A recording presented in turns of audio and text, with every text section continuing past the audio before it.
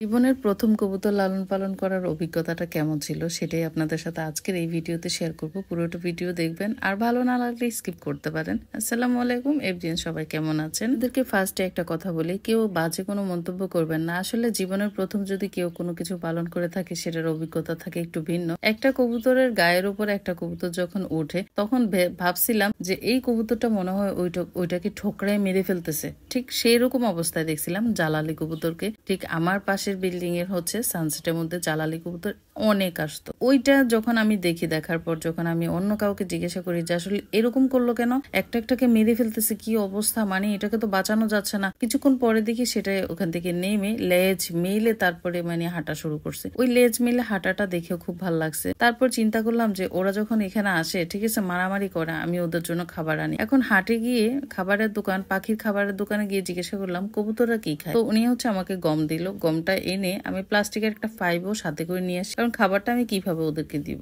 তো পাইপটা দিয়ে আমার ঠিক বেডরুমের জানালার থেকে আমি অন্য বিল্ডিং এর জানালার সানসেটের মধ্যে খাবারটা দিই। এই সানসেটটা ছিল অনেক লম্বা। তারপরে আমি খাবার যখন দিই, একটা দুইটা জালালি কবুতর না, বিশ্বাস করবেন কিনা জানি না, আমার সেই ভিডিওটা নাই, আমার চোখের দেখায় মানে এত কবুতর আমি আমার জীবনে ওই দিন ছাড়া কখনো দেখি নাই। মানে ওই দিন আমার কাছে বিষয়টা অন্যরকম লাগছে। এত কবুতর কোথায় আসে, মানে আমি 2 কেজি খাবার একদিনে দিয়েও শেষ করতে পারিনি, এমন অবস্থা। খাবার শেষ হওয়ার আগেই আমি আবার খাবার দিতাম, কারণ আমার কাছে এত ভেতরে ঢুকছে, মানে কবুতরের খাবারের বিষয়টা আমার অন্তরে এত ভালোভাবে ঢুকছে যা আমার খুব আনন্দ লাগতেছে, শান্তি লাগতেছে। তাই আমি হচ্ছে ওদেরকে কিছুক্ষণ পর খাবার দিচ্ছি, কিন্তু কিছুক্ষণ পর খাবারগুলো উদয় যাচ্ছে। কোত্থেকে জ্বালালি আসতেছে আমি জানি না। তারপরে চিন্তা করলাম নিজেও একজোড়া কবুতর লালন পালন করি। করার পরে দেখি আসলে কেমন, এটার সম্বন্ধে জানতে খুব ইচ্ছা করে।